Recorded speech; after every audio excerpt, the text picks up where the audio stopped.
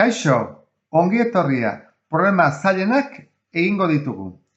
21. horrela dio, irudian erakusten den biderketan A, B, C, D eta E digitu desberdinak dira. Beraz, ezin dira errepikatu. Biderketa zuzena bada, zein da 8 balioa duen letra, hautako zein da? Orduan, hasteko egingo dut hau adibidez. Jarriko dut, 1, 2, 3, 4, 5. 1, 2, 3, 4, 5. Gero, bidertzen dut irukin, eta atatzen dezkit hau. 1, 2, 3, 4, 5, eta hemen bateko bat. Eta denak irukin bidertu behar direlako, iruren taula jarriko dut.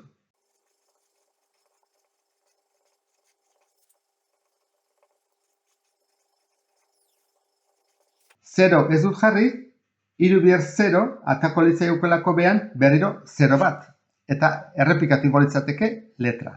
Horregatik da. Orduan, hasiko gera. Bat, zeik ematen du bat honek ez da? Beste denak ez dute batean bukatzen. Orduan, derrigorrez da, 7 bider 3, 21. 2 bururako. Horra egin bat dugu, 3 bider zerbait, eta zenbat eman behar dugu? 7 bukaerak. Baina, 2 batuta. Orduan, zein izango da bukaera 15 ez da? Ze, balin bada, 3 bider 5, 15, gehi 2, 17, hau da, 5. 3 bider 5, 15, gehi 2, 17, bat bururako. Orduan, 5ak edu dugu. Hemen da 5. 3 bider zerbait gehi bat, bukatu 5.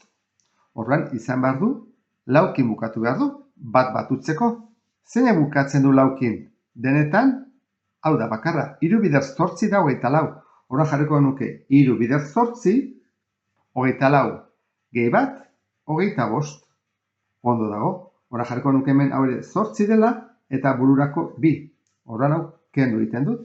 Beraz, guk ja aurkitu dugu, zein den 8, ez da? C. Baina jarretuko dugu osatzen biderketa. 3 bider zerbait, eta gero batutzen jogu 2, bukatu 8. Orduan, izan behar du, zerbait 6kin, 6 gehi 2, 8 izateko bukaera 6. Zein edu bukaera 6, hone bakarrik. Orduan izango izateke erontara, 3 bider 2, 6 gehi 2 bururako 8. Bururako ez dago. Hemen jarriko dugu 2. Errepikatuten da, ez da? Zein bukatzen du 2an? Hada, ez dugu hemen bururako. Orduan, 2an bukatzen den bakarra da, 3 bider 4, 12. Orduan jarriko dugu horrela. 3 bider 4, eta da, 12. Bat bururako jarriko dugu. Eta hau, 4 izango litzateke. Azkena, 3 bider 1, 3. Gehi bat bururako 4. Ondo eta zegu. Orduan jarriko dugu zuzena C dela. Eta horrela maitzen dugu 21. galdera. 22. Irakasleak arbelean idatzi zituen batetik 15erako zenbakiak. Hemen azaltzen da. Gero, 3ko 5 multzotan banatu zituen. Lehen 4 multzoetako zenbakien batura, 25, 27, 30 eta 31 izan zen. Urren ez urren. Orduan, hau da lehenengoa, bigarrena, hirugarrena, laugarrena. Zein multzotan jarri zuen 4 zenbakia? Orduan, 5 multzo baldin badaude, 5garrena falta zaigu, hemen 4 besterik ez daude. Orduan, egin beharko genukena da, jakin, hasteko, 5garren multzoa zenbatekoa den. Jakiteko multzo guztiak nola diren. Orduan, batuko ditugu zenbaki guztiak, eta ikusi 5garren multzoa zenbatekoa den. Modu desberdinak daude batutzeko, bat izan diteke horrela, batutzen dugu hau zenbaden, eta hemenikoanea beti da 5 gehiago. Orduan, 25, eta hau bete 5 gehiago.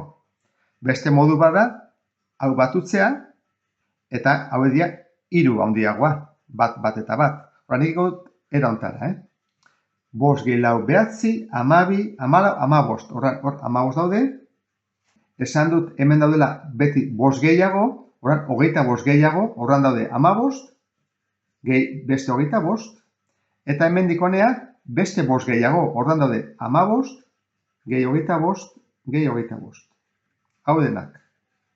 Batutzen baditugu, izango diateke 5, 10, 15, 20, 25, 30, 3 bururako, 2, 4, 6, 7, 8, 9, 10, 11, 12. Hau da, kontatzeko modu bat. Egon daiteke gehiago, ez dago arazorik. Kontuan hartu behar da, kalkulagailurik ezin dugula erabili. Orduan, kontuak lasai eta ondo egin behar ditugu. Orain, goazen ikustea, lau hauek zenbat osatzen duten. 25, 27, 30 eta 31. Batu egin behar ditugu. 5 gehi 7, 12, gehi bat, 13. Bat gurako. 3, 6, 7, 8, 9, 10, 11. 113. Orduan, guztira daude 120. Eta lau multzotan daude 113. Zenbatekoa da 5. multzoa? Egin beharko nuke 120, kendu 113. Diala, 7 bakarrik. 7 bakarrik baldin badira, zenbat aukera ditugu 7 lortzeko, zenbaki hauekin. Zesan du, 3ko multzoak. 3ko multzoak dira. Orduan, 1, gehi 2, gehi 3, ezin da, hori 6 da. 1, gehi 2, gehi 4, hau posible da. Eta jartzen badut 2, gehi 3, gehi 4, pasa egiten naiz. Orduan, aukera hau da. 1, 2, 4. Eta galdetu digute, lau zenbakia nun zegoen. Hau da 5. taldea. Erantzuna jarriko dugu 5. Eta horrela amaitzen dugu 22. 23. ABC triangeluan, ABC triangeluetan, ACB 32 gradu. Horrek esan nahi du. Hau da 32. DABE zuzenean, esaten du, DA berdin AC. Barraztuko ditut berdinak direla jakiteko. DA, horran, hemendikonea. Eta AC, bioek, berdinak direla esate egute. Eta BE eta BC, berdinak dira. BE. Eta BC, bioek, berdinak dira. Zein da DCE angeluaren neurria? Horan, ari digute galdetzen, zenbaden hau. DCE, guzti horrena, hau ari digute galdetzen. Hau. Oda guk, jakin behar duguna. Nondik hasi? Nik uste dut hasi beharko nukela honekin, ezta? Bi alde hauek berdinak baldin badira, triangelu hau zer da? Isostelea. Isostelea baldin bada, esan nahi du, bi angelu berdinak ditula. Zeintzu dira bi angelu berdin horiek? Izango lirateke hau eta hau. Bi horiek berdinak. Aldeak ere berdinak direlako. Jarriko nuke erauntara, margotuta. ADC, angelua, ADC, dela berdin DCA. Eta izen batekin deituko dugu, ezta? Adibidez, isa. Izan daiteke, hau isa. Orduan gu badakigu bi angelu hauek berdinak direla. Eta hemen ere berdinak gertatzen da. Esan nahi dena da, bi aldeak berdinak badira, angeluak ere bi hauek berdinak dira. Orduan jarriko dut erauntara, BEC izango da berdina CEB. CEB. Bi hauek berdinak izango dira. Eta deituko dugu adibidez, I. Izango da, I eta I. Informazio honekin, orain, zer egin dezakegu? Nik uste dut, hartu beharko genukela triangelu osoa. Oso hartu, eta angeluak batu. Ze, gu badakigu, triangelu oso hartzen badugu, hau da oso osoa, hau dena, guztia, izango litzatekela. 180 gradu, noski. Ezta? Eta ze angeluak daude? Badugu isa hau, gero dugu isa gehi 32 gehi I,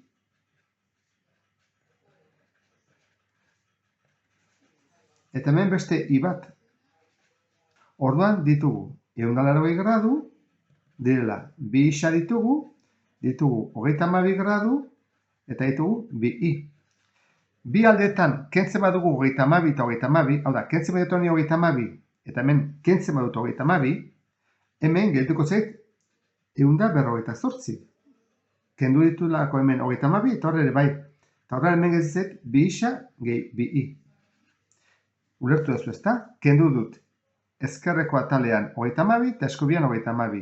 Horan gehitu zait, 158. Orain beste gauza bat ere egin beharko genuke. Zergatik, zer guri galdetzen dute zenbaden hau. Isa bat, i bat eta 32. Eta hemen ditugu 2 isa eta 2i. Horran egingo dugu dena zati 2. Egingo dugu zati 2 eta eskubiko atala ere zati 2. Dena zati 2. Orduan geldituko ditzaiguke 74 dela isa bat eta i bat. Eta guri galdetzen digutena zer da? Isa bat, i bat eta 32. Jarriko dut erantara. D, C, E galdetzen digutena, horren angelua izango litzateke. Isa bat, i bat, gehi 32. Eta isa gehi bat dela 74. Gehi 32, 106. Eta horrean, erantzun zuzena izango litzateke E. Honekin amaituko genuke, 23 garrena. 24 garrena. Dianak 10 baino txikiago den zenbaki oso positiboa pentsatu zuen. Gero, 5ekin biderkatu zuen, ondoren 5 baino txikiagoa zen beste zenbaki oso positibo bat batu zuen, eta emaitza bikoiztu zuen. Azken balio gisa 46 lortuz. Zer da Dianak pentsatutako bi zenbakien batura? Nahiko liosoa da, ez da irakurtzerakoan. Joango gea poliki-poliki. Zenbat zenbaki pentsatu zituen? 2. Horan, galdetzen dute, bi zenbakien batura. Bueno, basiko gea, zenbaki bat izango da adibidez, isa eta bestea i. Hasiko gea. Dianak 10 baino txikiago den zenbaki positibot pentsatu zuen. Orduan, isa izan behar du 10 baino txikiagoa. Jarriko dugu, isa. Gero, 5ekin biderkatu zuen, baingo dut, bider 5, jaba dut. Ondoren, 5 baino txikiagoa den beste zenbaki oso positibo bat batu zuen. Orduan, i, hau da, bigarrena da, 5 baino txikiagoa. Horra izan behar du, 5 baino txikiagoa. Eta zein zion, batu zuen. Orduan, honi idio batu bigarren zenbakia. Jarraitu ezagun. Eta emaitza bikoiztu zuen. Orduan, emaitza. Horan, honen emaitza nola jartzen da? Jarri beharko dugu parentesi batekin eta bikoiztu bider 2. Eta jartzen dugu. Azken balio gisa 46 lortuz. Horan, hori egin da, lortu du 46. Orain zer egin dezakegu? Aukera desberdinak daude, behenik ingo dutena izango da. Ezkerreko atalean eta eskubian egin biak zati 2. Torran gehituko zait. Hau jaten dela, 5 isa gehi i, berdin, eta honen erdia, 23. Hotezet, gehi bat jartzea. Orduan, 5 isa gehi i, 23. Zenbat izan behar du i? Izan behar du 5 baino txikiagoa. Eta egin behar dugu 5 bider zerbait, orduan, 5en multiplo bat, eta gero batu i hori. Ik izan behar du 3, eta izan behar da 5 bider 4. Egiten badut 5 bider 4, 20, gehi 3, 23. Orduan bakizkigu bi zenbakiak, isa izango da 4 eta i izango da 3. Zein da Dianak pentsatutako bi zenbakien batura? Batu barituko bi hauek, 4 gehi 3 izango da 7. Beraz erantzuna, B da. Eta horrela amaitzen dugu 24 garrena. 25 garrena. Irudiak 4 zirkulu erdi zentrokidez egindako apaingarri bat erakusten du. Horrek esan nahi du, ditugula 4 zirkulu erdi, 1, 2, 3 eta 4, eta zentroa kidea da, hau da, dute zentro berdina. Zirkulu erdi txikienak bateko erradioa du.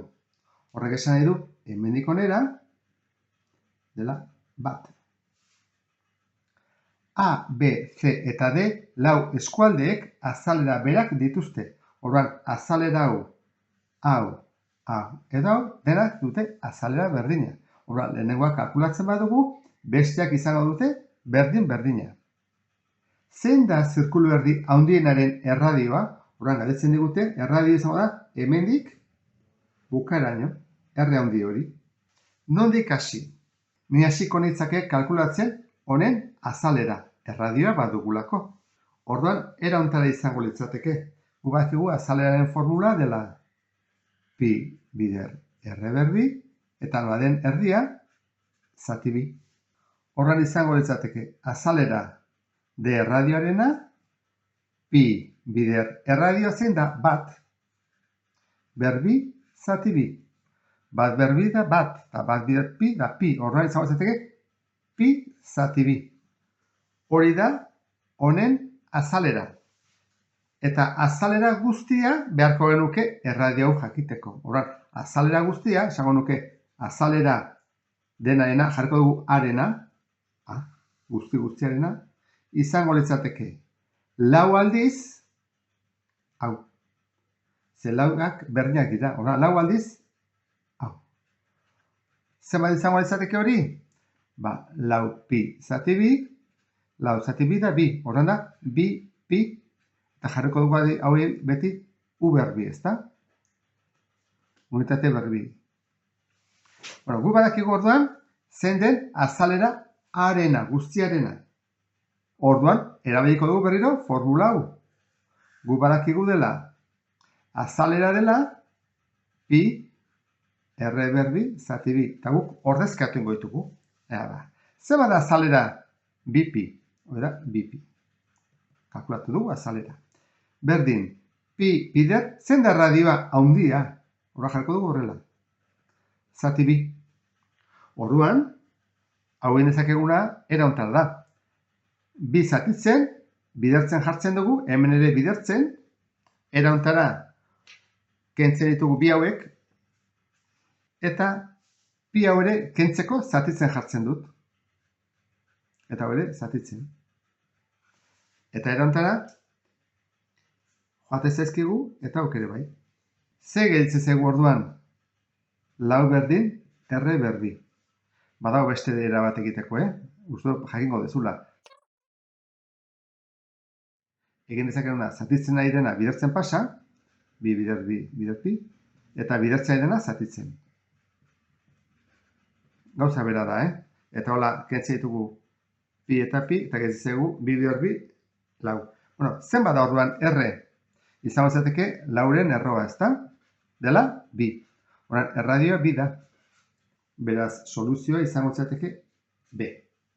Eta horrela amaituko genituzke, lehenengo bost galdera zaila. Bata zaizkigu azkeneko bostak. Azalpenak lagungarriak izan zaizkizulakoan beste bat arte. Agur?